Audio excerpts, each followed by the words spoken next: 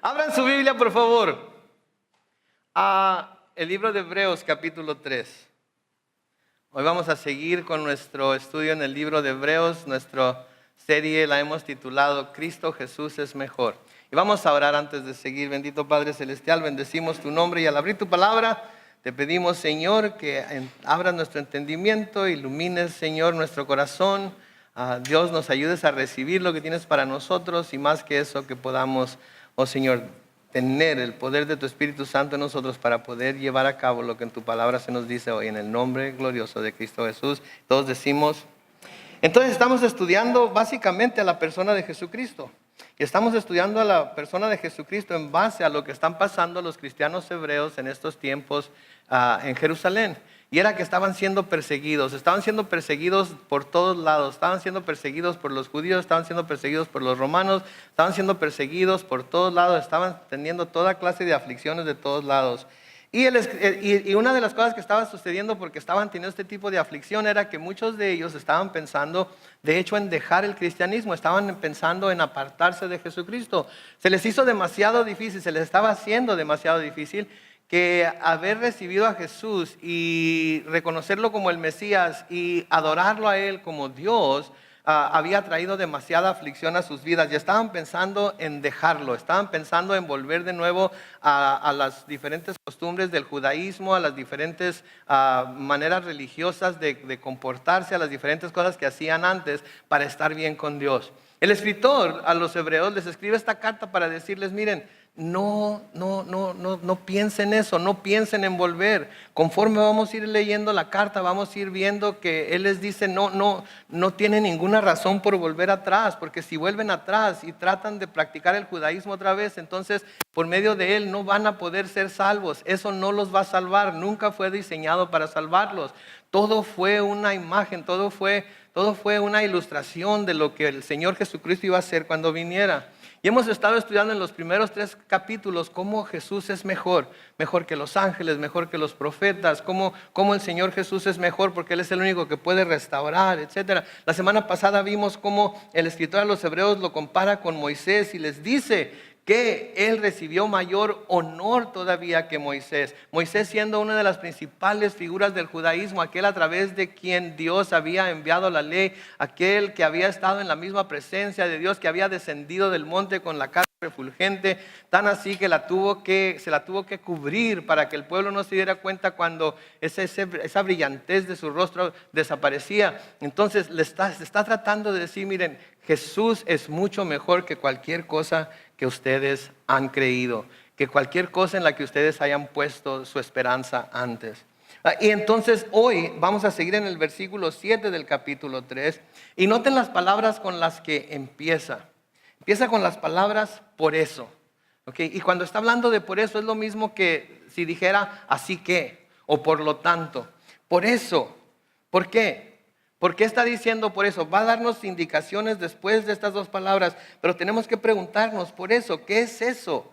¿Qué es lo que quiere decir con eso? Bueno, ¿por qué? Primero, porque Jesús, de acuerdo a lo que estudiamos la semana pasada en el capítulo 3, los versículos 1 al 6, Jesús es el apóstol y sumo sacerdote de la fe que profesamos. Él es el único sacerdote al que podemos ir para que interceda por nosotros con Dios. Si los judíos tenían al sacerdote, tenían un grupo de sacerdotes y cada año el sumo sacerdote, había un sacerdote nuevo y él era el que intercedía por el pueblo judío delante de Dios, eran los que llevaban los sacrificios delante de Dios. Pero ahora el escritor de los hebreos le está diciendo, Jesús es el apóstol y sumo sacerdote de la fe que profesamos. O sea que no hay otro sumo sacerdote. Y lo llamó también apóstol, que quiere decir que fue enviado por Dios precisamente para dar a conocer a la humanidad el plan que Dios tenía para salvarla. ¿Por qué? Porque Él es fiel a quien lo constituyó como tal. Jesucristo es fiel a Dios. Así como Moisés fue fiel a Dios sobre la casa de Dios, así Jesucristo también es fiel sobre el que lo constituyó como sacerdote y apóstol sobre su propia casa. ¿Por qué? Porque a Jesús se le ha concedido más honor que a Moisés. Porque Jesús tiene más honra que Moisés. Porque Jesús ha sido exaltado más que Moisés. ¿Sí? Y de nuevo, porque Él es fiel sobre su propia casa que somos nosotros. Por todo eso que ya vimos en la semana pasada en el estudio que tuvimos, Por todo eso, noten la exhortación que el escritor a los hebreos les da a estos hermanos. Les dice, como dice el Espíritu Santo, si ustedes oyen hoy su voz, no endurezcan su corazón como lo hicieron en el desierto, en el día de la tentación, cuando me provocaron.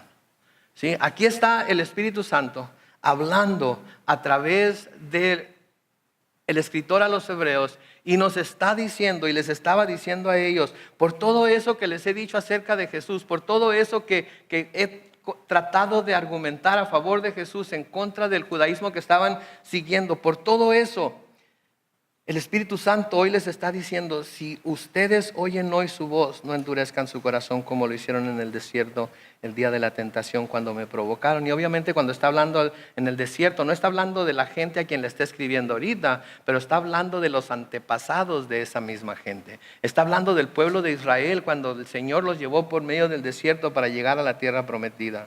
Ahora noten que dice ahí, oyen hoy su voz. Es muy importante que si oímos hoy la voz de Dios, ¿sí? No endurezcamos nuestro corazón a lo que Dios nos está diciendo hoy. Dios quiere hablarnos continuamente, diariamente, pero a menudo escuchamos hoy su voz y quizás lo que nos está diciendo no es de nuestro agrado, quizás de lo que nos está diciendo no lo entendemos completamente y decidimos dejar lo que el Señor nos está llamando a hacer hoy para otro día. Decidimos dejar lo que el Señor nos está llamando a hacer el día de hoy para un tiempo más conveniente. Decidimos dejarlo para un tiempo en el que las cosas estén mejor, en que las cosas estén más tranquilas. Lo escuchamos hoy, pero no actuamos hoy. ¿Sí? Y es muy importante esto porque déjenme decirles algo. El hecho de que hoy se pueda oír la voz de Dios no quiere decir que se va a poder oír mañana. Yo recuerdo en mi juventud, cuando iba, mi mamá me hablaba del Señor, invitaba al pastor a que viniera a visitarnos a la casa y él hablaba del Señor. Me acuerdo las veces que llegué a ir a una iglesia, me acuerdo que el Espíritu Santo de Dios hablaba a mi corazón. Pero decía, no, hoy no, todavía no. Todavía me queda mucho por hacer, todavía me queda mucho por recorrer, todavía hay muchas cosas que quiero perseguir. Y si hoy escucho la voz de Dios y hago lo que Él me está pidiendo que haga hoy, que es entregarme completamente a Él, entonces no voy a poder hacer todas esas cosas, no voy a tener la libertad para hacer todas esas cosas, voy a sentir que no puedo entregarme de lleno a esas cosas. Y me iba sin tomar una decisión, sin tomar una determinación a favor de escuchar la voz del Señor. Y al siguiente día ya no escuchaba esa misma voz. Y pasaban semanas y meses y pasaron años sin escuchar la voz de Dios.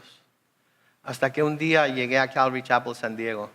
Y me senté y escuché el mensaje y canté las alabanzas y escuché la voz del Señor que me estaba llamando de nuevo.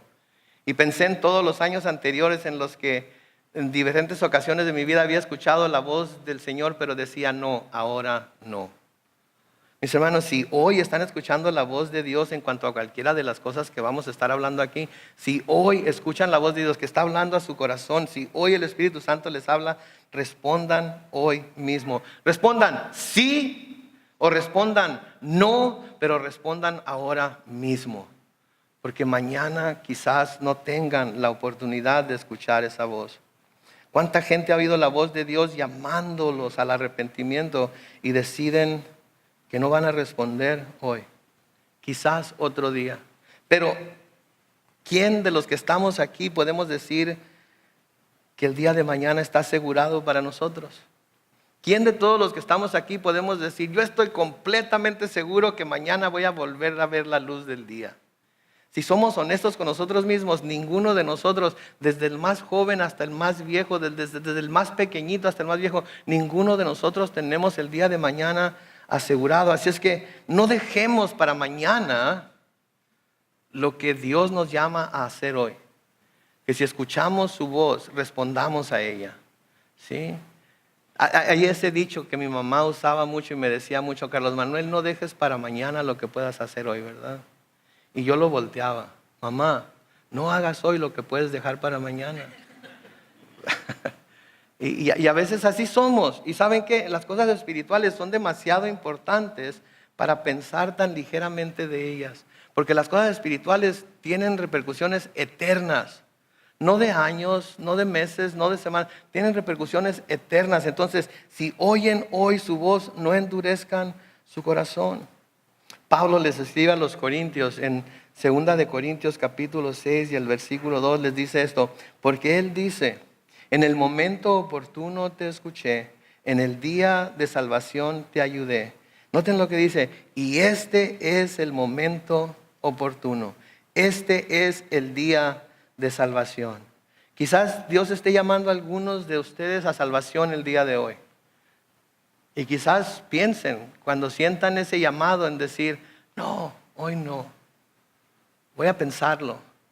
Y la semana que entra vuelvo y si siento que esto es lo que debo hacer, entonces lo hago. Déjeme decirle algo, no tiene asegurado ni siquiera el día de mañana. Entonces, si escucha la voz de Dios, responda hoy. Ahora, habiendo el escritor dicho esto, es importante que nos demos cuenta de algo aquí. Que ¿a quién se le está dirigiendo esta carta? ¿A incrédulos o a creyentes? A creyentes. Se les está dirigiendo a los cristianos. ¿Sí? ¿Y de qué los está advirtiendo? ¿A qué los está llamando? A que se cuiden de no tener un corazón endurecido para con Dios. Les está diciendo a cristianos, piensen en esto, les está diciendo a cristianos, a gente creyente, que no vayan a endurecer su corazón contra Dios. ¿Y saben por qué les está diciendo esto? Porque a menudo cuando pensamos en un corazón endurecido, pensamos en el pecador que cuando el Espíritu está haciendo sentir convicción por su pecado, lo ignora, como ya mencionamos antes. Eso es lo que pensamos en un corazón duro, ¿verdad? Le decimos al pecador, no endurezcas tu corazón.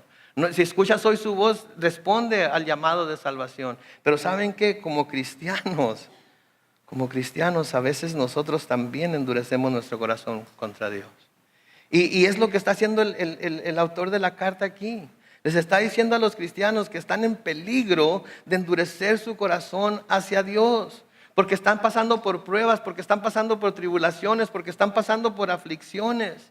Y a menudo nosotros también cuando pasamos por esas situaciones, a menudo nosotros inclusive podemos hasta culpar a Dios y podemos decir que Dios no está con nosotros, podemos decir que Dios en realidad no nos ama, podemos decir que cómo Dios puede dejar que estas cosas pasen en nuestra vida y empiezan estas cosas a engañarnos y empieza a venir la incredulidad a nuestra vida y se nos olvida considerar todo lo que Dios ha hecho ya antes por nosotros, en nosotros y a través de nosotros y endurecemos nuestro corazón para con Dios. Y eso es algo terrible. Es algo de lo que debemos estarnos cuidando constantemente. ¿Alguna vez han tenido un corazón endurecido hacia alguien? Digo, que su corazón está tan duro, algo les hicieron, algo dijeron, algo pasó y su corazón está tan duro contra esa persona que tan solo verla les causa repugnancia. Quisieran poder decirle hasta de qué se va a morir y cuándo se va a morir. Quisieran agarrarlos y estrangularlos. ¿Sí? Ese es el peligro en el que podemos caer si no nos cuidamos por todas las situaciones por las que pasamos en esta vida y empezamos a endurecer nuestro corazón hacia Dios. Y es importante que nos demos cuenta que como cristianos también lo podemos hacer. Y noten, el escritor aquí va a usar al pueblo de Israel cuando el Señor los guió por el desierto hacia la tierra prometida para ilustrar a qué se parece esta dureza de corazón. Porque a menudo pensamos nosotros que no, yo nunca endurecería mi corazón en contra de Dios. Yo nunca tendría ninguna incredulidad acerca de Dios. Yo confío en Él, sé lo que Él ha hecho por mí, sé lo que está haciendo en mí, etcétera, etcétera. Pero si en las escrituras nos están diciendo que debemos tener cuidado de ello, es porque tenemos la posibilidad de hacerlo. Y les va a dar un ejemplo para que ellos estén seguros, para que ellos puedan saber que cuando están endureciendo su corazón. Y les va a dar el ejemplo de sus propios antepasados. Noten el versículo 9. Les dice ahí, en el desierto, como vimos en el versículo 8, los antepasados de ustedes me tentaron, me pusieron a prueba, aun cuando durante 40 años habían visto mis obras. ¿Se fijan lo que está diciendo el Señor aquí al pueblo israelita? Ahí sus antepasados, cristianos hebreos, acuérdense de su propia historia, acuérdense de lo que ya sucedió, acuérdense de los caminos antiguos, agarren escarmiento en la cabeza de sus propios antepasados. Sí, otro dicho de mi mamá, Carlos Manuel, aprende en cabeza ajena. Nunca les han dicho eso a ustedes, que aprendan en cabeza ajena, que miren los resultados del comportamiento, acciones de alguna persona, vean cómo les fue a ellos por haberse portado así, para que nosotros no tengamos que sufrir las mismas consecuencias. Entonces aquí les habla a ellos, noten sus antepasados, ¿sí? Me tentaron, me pusieron a prueba, aun cuando durante 40 años habían visto mis obras. ¿Y saben cómo lo pusieron a prueba? Y ahorita lo vamos a ver, que llegó el momento en el que dudaron tanto de que Dios estuviera con ellos, que preguntaron, ¿está Dios con nosotros o no está? Sí, podemos ver, si leen el libro de Éxodo, desde la salida del pueblo de Israel de Egipto, empezaron a tentar a Dios, empezaron a dudar de Dios, empezaron a quejarse de Dios. ¿Para qué nos sacó de Egipto? Nos hubiera dejado en Egipto. ¿Para qué nos sacó para matarnos en el desierto? Oh, en Egipto comíamos esto, oh, en Egipto teníamos aquello, oh, en Egipto. Todo estaba bien en Egipto. Como que alguien tenía que tocarles la frente y decir, en Egipto eran esclavos, ¿qué no? Pero anhelaban en Egipto, anhelaban lo que tenían en Egipto.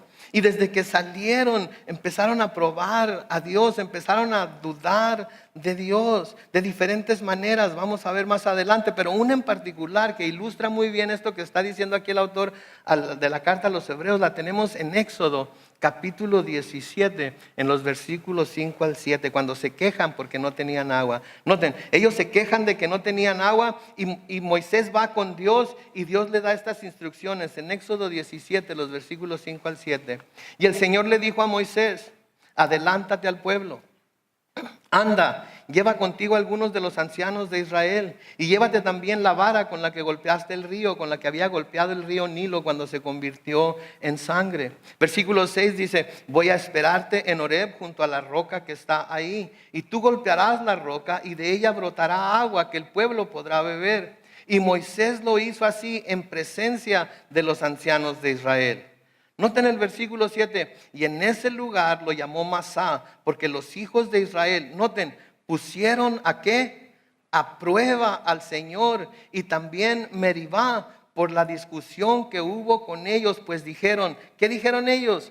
¿Está el Señor entre nosotros o no está? Eso es así fue como lo tentaron en el desierto. Llegaron a las aguas, o les faltó agua. ¿Sí? No había nada que tomar, y aun cuando Dios los había llevado a través del Mar Rojo y los había librado del ejército de Faraón, aun cuando anteriormente habían llegado a otro punto en el cual no tenían agua fresca porque el agua a la que iban a beber estaba amarga, y Dios le dijo a Moisés que echara un árbol que estaba ahí en el agua y así pudieron tomar todos. Aun cuando habían visto eso, ahora que les falta agua otra vez, se empiezan a quejar contra Dios y finalmente dicen, ok, ¿está el Señor entre nosotros o no está?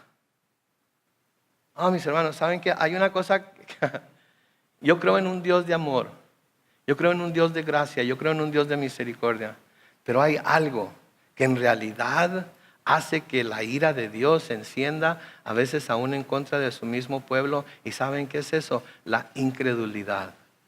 No el no creer en Él, sino en no creerle a Él, ¿sí? Porque podemos creer en Él, pero no creerle a Él. Porque si se trata nada más de creer en Él, hasta los demonios pudieran ser salvos, ¿no es cierto? Pero ¿qué nos dice Santiago? Que los demonios creen y ¿qué? Y tiemblan. Pero todavía no creen que Dios va a hacer con ellos lo que ya prometió que iba a hacer. Y entonces el pueblo de Israel está tentando a Dios aquí. Él mismo está diciendo, me pusieron a prueba. ¿Y cómo lo pusieron a prueba? Al preguntar, al hacer esa pregunta, ¿está el Señor entre nosotros o no está? ¿Alguna vez has volteado al cielo y has dicho, Señor, ¿estás conmigo o no estás? ¿Saben qué estamos haciendo cuando hacemos eso? No le estamos creyendo que está. Él nos dice en su palabra que no nos va a dejar ni nos va a desamparar, ¿no es cierto? Nos dice que madre y padre nos pueden dejar, pero Él nunca nos va a dejar. Entonces, le creemos que nunca nos va a dejar, le creemos que está con nosotros aun cuando estamos en medio de la prueba, le creemos que está con nosotros aun cuando estamos en medio de la aflicción, le creemos que está con nosotros aun cuando estamos en medio de la enfermedad, le creemos que está con nosotros aun cuando hemos perdido a algún ser amado, le creemos que está con nosotros aun cuando estamos pasando por la peor prueba que pudiéramos pasar, porque ahí está la prueba de nuestra fe. Si le creemos que está con nosotros, no quiere decir que no vamos a estar tristes, no quiere decir que no vamos a estar preocupados, no quiere decir que no vamos a clamar a Él. Simplemente quiere decir que decimos, Señor, yo sé que tú estás conmigo, yo sé que nunca me dejarás ni me desampararás, yo sé que puedo confiar en que tú vas a tomarme de la mano y aunque ande por valle de sombra de muerte, no temeré mal alguno. ¿Por qué? Porque tú me haces estar confiado. Vean, eso es lo que debemos hacer, eso es lo que comprueba nuestra fe, eso es lo que dice nuestra fe. Pero ellos no tuvieron esa fe. ¿Está el Señor entre nosotros o no está? ¿Qué onda, Moisés? ¿Qué dices tú? Él ya les había dicho, Dios ya les había mostrado su poder, Dios ya les había librado en varias ocasiones del enemigo y de las diferentes circunstancias que están enfrentando, pero aún así no creían a Dios. Noten lo que dice en el versículo 10. Por eso me disgusté contra ellos y dije, su corazón siempre divaga, no han reconocido mi camino. Noten, el Señor mismo aquí está hablando y está diciendo, yo me disgusté contra ellos, me enojé con ellos. Sí, porque su corazón siempre anda divagando. Divagar quiere decir andar de un lado para otro sin quedarse en ninguno de esos lugares. No han conocido mis caminos. ¿Sí? Y desafortunadamente hay mucha gente que anda divagando. ¿Sí? Hoy es cristiano, pero mañana no. Toda esta semana va a ser cristiano, pero la semana después hay situaciones, hay circunstancias que no lo permiten y no lo son. Y andan de un lado para otro siendo llevados por todo viento de doctrina, andan naufragando como en el mar, llevados por las olas a donde sea que las olas lo quieren llevar, pero no están firmes en creer y poner su esperanza en Dios. Y porque los judíos, porque los hijos de Israel tenían este corazón que divagaba, Él se disgustó con ellos, porque eso era muestra de que no habían conocido sus caminos. Eso era muestra de que no sabían su MO, su manera de operar. No habían puesto atención a cómo Dios los había estado llevando, los había estado guiando, los había estado dirigiendo y protegiendo. No habían puesto atención. Y porque no habían puesto atención, tan rápidamente podían ser disuadidos de creerle a Él. Versículo 11 dice, por eso en mi furor juré, no entrarán en mi reposo. Yo no sé a ustedes, pero eso a mí no entrarán en mi reposo. Se enojó tanto con ellos que dijo, no van a entrar en mi reposo. ¿Y cuál era su reposo? Su reposo era la tierra prometida. Su reposo era esa tierra que el Señor les había prometido a los antepasados de ellos, Abraham, Isaac y Jacob. ¿Sí? Y era entrar en la tierra prometida y todo lo que esto implicaba también. Porque al entrar en la tierra prometida, ahí no iban a ser esclavos. Ahí iban a tener tierra que ellos no habían labrado y casas que ellos no habían construido. Iban a entrar a su reposo, iban a poder descansar de su esclavitud. Iban a poder descansar de todo lo que habían tenido que hacer en Egipto.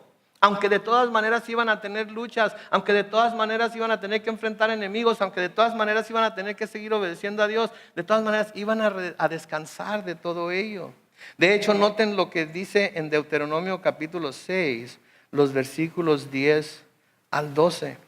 Noten, dice, cuando el Señor tu Dios te haya introducido en la tierra que juró dar a tus padres, Abraham, Isaac y Jacob, y te dé ciudades grandes y buenas que tú no edificaste, y casas llenas de todo bien que tú no llenaste, y cisternas que tú no cavaste, y viñas y olivares que tú no plantaste. Una vez que hayas comido y quedes satisfecho, ten cuidado de no olvidarte del Señor que te sacó de Egipto, donde eras esclavo. ¿Se fijan? El Señor les está diciendo aquí, miren, todo esto es parte de mi reposo, todo eso es parte de lo que ustedes van a heredar. Pero lo pusieron a prueba, y porque lo pusieron a prueba no los dejó entrar. ¿Sí? No los dejó entrar a esa generación de la que estamos hablando. 40 años después, una nueva generación sí iba a entrar, pero ellos no entraron. Y saben una cosa, todas estas escrituras que estamos leyendo y todas las escrituras que vamos a estar estudiando a través de todo el libro de Hebreos es muestra de que Dios no quería que en aquel tiempo los hebreos se olvidaran de todo lo que Él había hecho por ellos, pero también es muestra para nosotros de que Dios no quiere que se nos olvide las experiencias que ellos tuvieron para que a nosotros no nos pase lo mismo que les pasó a ellos. ¿Saben qué? Porque hay muchos cristianos que no están reposando en el Señor, no han entrado en el completo reposo de Dios.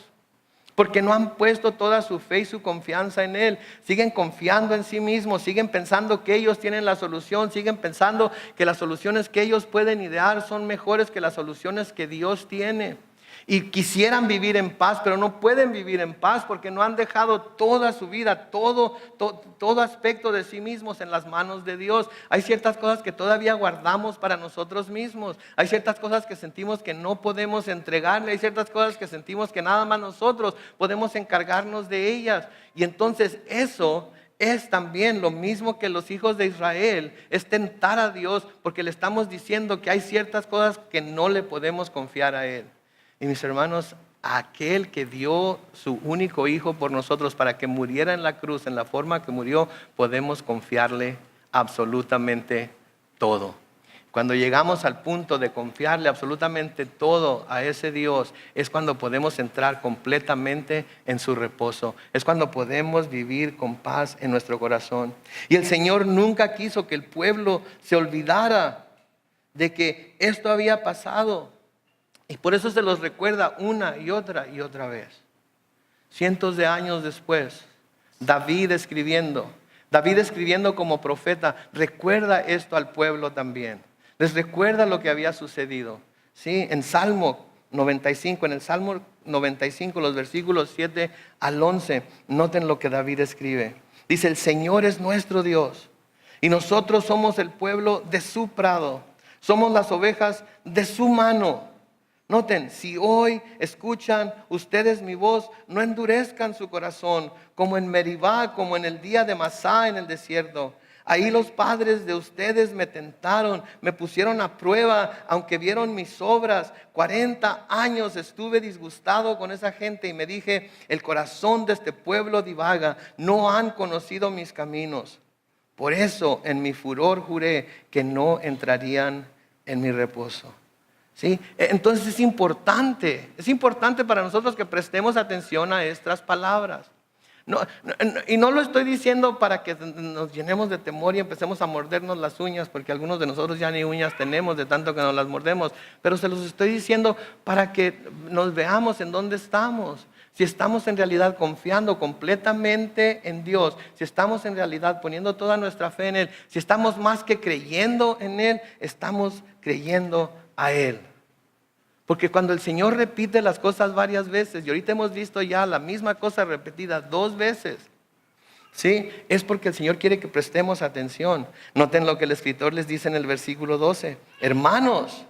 Y de nuevo noten que los llama hermanos, confirmando así que está hablando con gente que cree, está hablando con gente creyente que ha recibido a Cristo, por así decirlo. Noten lo que dice, cuiden de que no haya entre ustedes ningún corazón pecaminoso e incrédulo que los lleve a apartarse del Dios vivo.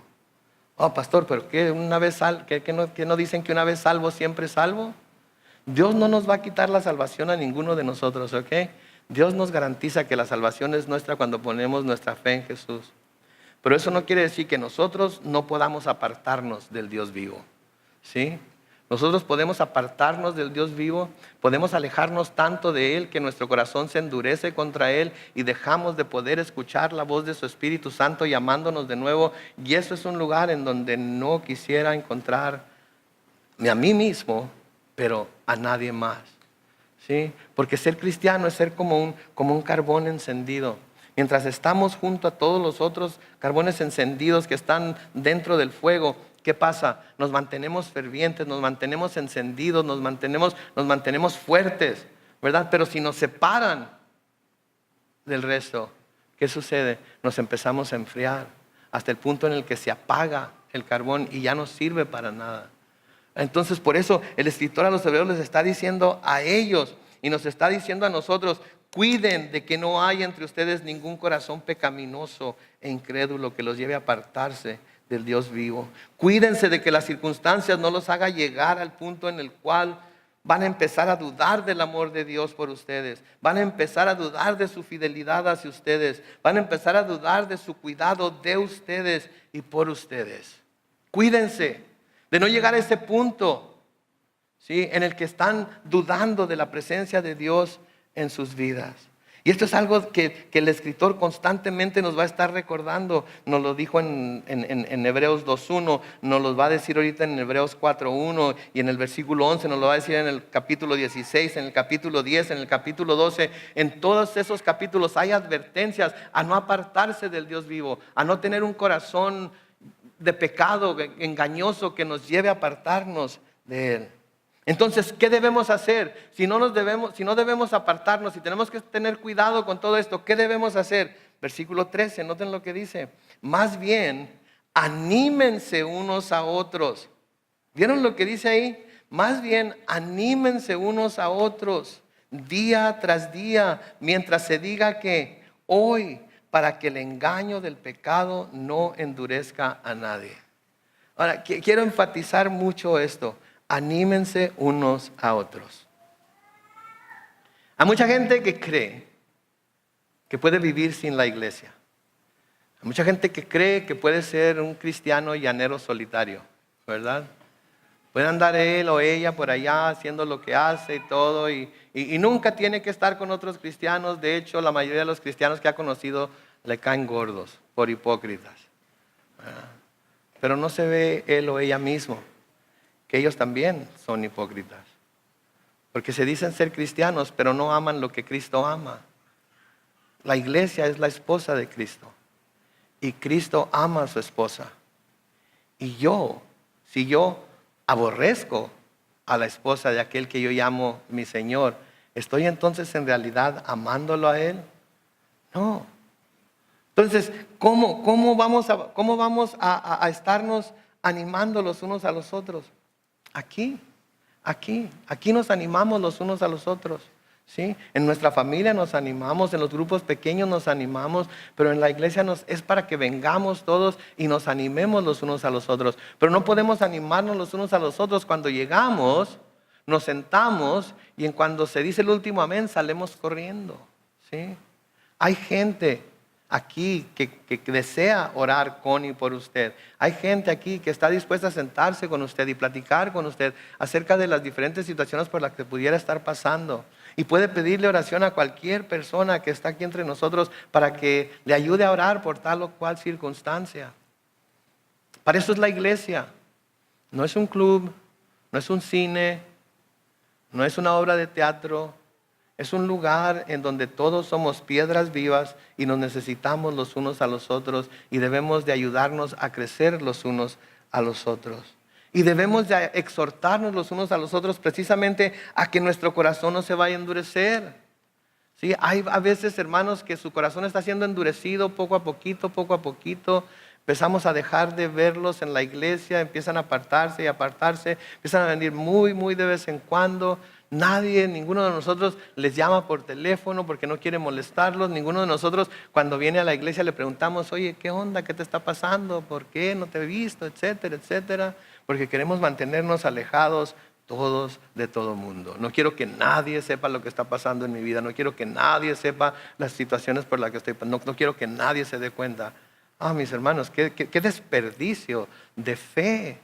Porque cuando todos nos ponemos a orar juntos los unos por los otros, ¿sí? Cuando todos imponemos manos sobre la persona enferma, le ponemos aceite, etcétera, etcétera, Dios hace milagros, ¿sí? Y por eso es la iglesia. Por eso aquí el escritor a los hebreos les dice: más bien, en lugar de endurecer su corazón contra Dios, en lugar de pasar por todas esas cosas, hacer lo mismo que ellos hicieron en el desierto, anímense unos a otros, estén constantemente preguntándose, estén constantemente tratando de descubrir si alguien está endureciendo su corazón o se está apartando del Señor. Y noten que dice día a día mientras se diga hoy, para que en el engaño del pecado no endurezca a nadie. Es muy triste ver a alguien cuando endurece su corazón contra Dios y luego de repente se desaparece. Y luego se nos cuenta acerca de algo que sucedió, que hizo, que no hizo, etc. Proverbios 28:14 nos dice 18, dichoso aquel que siempre teme a Dios. En cambio, el duro de corazón, ¿qué dice? Acabará mal. El duro de corazón acabará mal. Si endurecemos vamos a acabar mal. Porque no vamos a querer ir al único que en realidad tiene la solución para nuestro problema. No vamos a querer ir al único que en realidad entiende por lo que estamos pasando. No vamos a poder ir a aquel que en realidad se preocupa por nosotros y sabe lo que es ser tentado y afligido como nosotros, porque Él fue tentado en todo, pero sin pecar. Noten el versículo 14, le sigue diciendo ahí, nosotros hemos llegado a participar de Cristo, siempre y cuando retengamos firme hasta el fin la confianza que tuvimos al principio. Noten, nosotros hemos llegado a participar de Cristo siempre y cuando retengamos firme hasta el fin la confianza que tuvimos al principio. Al principio, cuando recién llegamos a Cristo, pusimos toda nuestra confianza en Él, ¿no es cierto? ¿Y qué le confiamos a Él? Le confiamos nuestra misma vida, ¿verdad? Y no nada más nuestra vida aquí en la tierra, sino que le confiamos que nuestra vida eterna también. Entonces, si al principio le confiamos al Señor toda nuestra vida, tanto la parte de vida que nos toque vivir aquí en la tierra como nuestra vida eterna, quiere decir entonces que podemos confiarle cualquier cosa que estemos pasando. Porque nos entiende, porque nos comprende. ¿Sí? Y por eso nos llama aquí a mantener o a retener más bien firmes hasta el fin esta confianza que tuvimos en Él desde el principio, el mismo fervor, el mismo amor, la misma confianza, la misma seguridad que sentimos al principio. Y qué gran consuelo es saber que cuando nuestra fe es genuina, el Señor nos dice en su palabra, por medio de Pablo, que si nuestra fe es esa verdadera fe, no que solamente cree en Él, sino que le crea a Él, Él nos va a llevar hasta el fin por su propia mano. ¿Sí? Pablo les escribe a los filipenses en el capítulo 1, versículo 6. Les dice, estoy persuadido de que el que comenzó en ustedes la buena obra, la perfeccionará ¿hasta cuándo? Hasta el día de Cristo. Está convencido Pablo, si permanecemos en Él en nosotros, entonces la obra que Él empezó, Él la va a perfeccionar hasta el día de Jesucristo. Y mientras estemos con Él no tenemos que preocuparnos por si Dios nos va a encontrar listos o no. Mientras estemos en Él y con Él y creyéndole a Él, Él se va a asegurar de que seamos perfeccionados para cuando venga el Señor por nosotros. ¿Se fijan? Él toma esa responsabilidad. A los corintios les dice en 1 Corintios capítulo 1, los versículos 6 al 8. Así se ha confirmado en ustedes el testimonio acerca de Cristo, de tal manera que nada les falta en ningún don mientras esperan la manifestación de nuestro Señor Jesucristo. Noten el versículo 8, el cual también, ¿qué dice? Los confirmará hasta el fin para que sean irreprensibles en el día de nuestro Señor Jesucristo. Oh my goodness, queremos estar seguros. Queremos estar completamente confiados. Queremos no tener temor a que la venida del Señor Jesucristo pueda ser hoy mismo. Queremos poder estar con nuestro corazón tranquilo y en paz. Que pase lo que pase, estamos listos para encontrarnos con nuestro Señor. Entonces debemos permanecer en Él. No debemos de apartarnos de Él ni endurecer nuestro corazón contra Él. Porque entonces Él nos confirmará hasta el fin para que seamos irreprensibles en el día de nuestro Señor Jesucristo. En 1 Tesalonicenses capítulo 5, los versículos 23 y 24, Pablo dice que el mismo Dios de paz los santifique como por completo y que guarde irreprensible que todo su ser, espíritu, alma y cuerpo, ¿para qué? Para la venida de nuestro Señor Jesucristo. Escuchen el versículo 24, léanlo conmigo. Aquel que los llama es que fiel. ¿Y qué hará? Cumplirá todo esto. ¿Me entienden? Por eso el escritor a los hebreos les está diciendo, no duden, no se aparten. No dejen que las circunstancias los engañen y no vayan a creer que Dios no está con ustedes. No lo tienten como sus padres lo tentaron en el desierto. Versículo 15 de Hebreos 3 sigue diciendo, como ya se ha dicho, si ustedes oyen hoy su voz, no endurezcan su corazón como cuando me provocaron. Otra vez la advertencia, la está repitiendo una y otra vez, porque quiere que se nos quede grabado en nuestra mente, quiere que nos quede grabado en nuestro corazón. Quiere que sepamos que si estamos escuchando hoy su voz, debemos prestar atención a ella. ¿Sí? Si oyen hoy su voz, no endurezcan su corazón como cuando me provocaron. Versículo 16, ¿y quiénes fueron los que me provocaron aún después de haberlo oído? ¿No fueron acaso todos los que salieron de Egipto por mediación de Moisés? ¿Y con quiénes estuvo él disgustado durante 40 años? ¿No fue acaso con los que pecaron, cuyos cadáveres quedaron tendidos en el desierto? ¿Y a quienes les juró que no entrarían en su reposo, sino aquellos que desobedecieron? Desobedecieron. No creo que se hayan levantado diciendo hoy vamos a desobedecer a Dios, pero constantemente desobedecieron por no creer en Él, por no poner su confianza en Él, por no creerle a Él. ¿Sí? Se negaron, llegaron a la puerta. Escuchen esto, por favor. Llegaron a la puerta de la tierra prometida. Llegaron ya estaba, no, era nada más cruzar. Era nada más dar ese próximo paso de fe. Y no lo pudieron hacer. No lo pudieron hacer. ¿Sí? En Números capítulo 14. Cuando esto sucede, el Señor, noten lo que le dice a Moisés, Números 14, versículo 11 y 12. Cuando se niegan a entrar, el Señor le dijo a Moisés, ¿hasta cuándo este pueblo me va a seguir rechazando?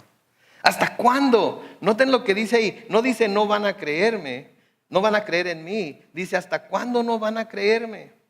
A pesar de todas las señales que he hecho en medio de ellos. ¿Se fijaron ahí? No dice hasta cuándo no van a creer en mí. Dice hasta cuándo ¿qué? No van a creerme. ¿Hasta cuándo no van a creerme? A pesar de todas las señales que he hecho en medio de ellos. Noten lo que dice el versículo 12. Voy a castigarlos con una plaga. Pero a ti te pondré sobre un pueblo más grande y más fuerte que ellos. Oh my goodness, si hubiera sido Moisés, vámonos. Dale Dios, arráncate, para luego es tarde. Pero Moisés era una imagen de Cristo. Moisés era el precursor de Cristo. Era alguien que estaba ahí para revelar lo que Cristo iba a hacer. Y lo que Moisés hace es interceder por ellos, así como el Señor intercede por nosotros. Y qué bueno que Él interceda por nosotros, ¿verdad? Porque por Moisés el Señor no hizo lo que dijo que iba a hacer. Noten ahí en Números 14, los versículos 19 al 23. Noten lo que Moisés les dice. Por la grandeza de tu misericordia, yo te ruego que perdones la iniquidad de este pueblo, así como lo has perdonado desde Egipto y hasta este lugar. ¿Se fijan? Desde Egipto y hasta ese lugar, constantemente los estaba teniendo que perdonar. Gloria a Dios porque tenemos un Dios tan misericordioso, ¿no es cierto? Porque nosotros cómo necesitamos que nos perdone, ¿verdad? Entonces el Señor dijo, yo los he perdonado tal y como lo has pedido. Pero tan cierto como yo vivo y que mi gloria llena toda la tierra, ninguno de los que vieron mi gloria y las señales que hice en Egipto y en el desierto, los cuales, noten, ya me han puesto a prueba 10 veces y no han querido obedecerme, llegará a ver la tierra que les prometí a sus padres. Ninguno de los que me han rechazado la verá. Noten, 10 veces lo habían puesto a prueba. 10 veces habían hecho cosas que habían dado a entender que no le creían a Él, que no le creían lo que Él les había dicho. Y pudiéramos enumerarlas 10 veces, pero no lo vamos a hacer. Digo, nos viene a la mente el Mar Rojo, viene a la mente cuando se quedaron sin agua para beber, viene a la mente cuando no tenían que comer y quisieron maná, viene a la mente cuando querían carne y Dios les dio codornices hasta que les saliera por las narices. Un montón de cosas en las que tentaron a Dios, ¿sí? Y finalmente no los dejó entrar. Noten el versículo 19, dice, como podemos ver, no pudieron entrar por causa de ¿qué? Su incredulidad. ¿Saben qué, mis hermanos? Dios tiene, y vamos a ver la semana que entra, Dios tiene un reposo para todos y cada uno de nosotros. Pero tenemos que entrar en ese reposo por fe. No podemos entrar en ese reposo sin escuchar su voz, sin creerle a Él, sin determinar en nuestro corazón que Él es quien dice ser y Él puede hacer lo que dice poder hacer. Déjenme decirles esto, la incredulidad no es no tener la capacidad para entender. ¿Me escucharon eso? La incredulidad no es no tener la capacidad para entender, sino que es tener la capacidad para entender, pero aún así negarse a confiar. Negarse a confiar. O sí lo entiendo, o sí te oigo, o sí te escucho, o sí está claro, pero lo siento mucho. No es no puedo creer, es no quiero creer, porque se trata de la voluntad, no se trata de la inteligencia, no se trata del entendimiento, se trata de doblegar mi voluntad a la voluntad de Dios. ¿Sí? Señor Jesucristo les dijo a sus discípulos en Juan capítulo 14, los versículos 1 al 3, no se turbe su corazón. ¿Ustedes creen en Dios? Crean también en mí. En la casa de mi Padre hay muchos aposentos. Si así no fuera, yo les hubiera dicho. Así que voy a preparar lugar para ustedes. Y si me voy y les preparo lugar, vendré otra vez y los llevaré conmigo para que donde yo esté, también ustedes estén. ¿Le creen a Dios? ¿Le creen al Señor esas palabras? Si le creen al Señor esas palabras, entonces su corazón no se va a turbar. Sí, va a haber temor, sí va a haber...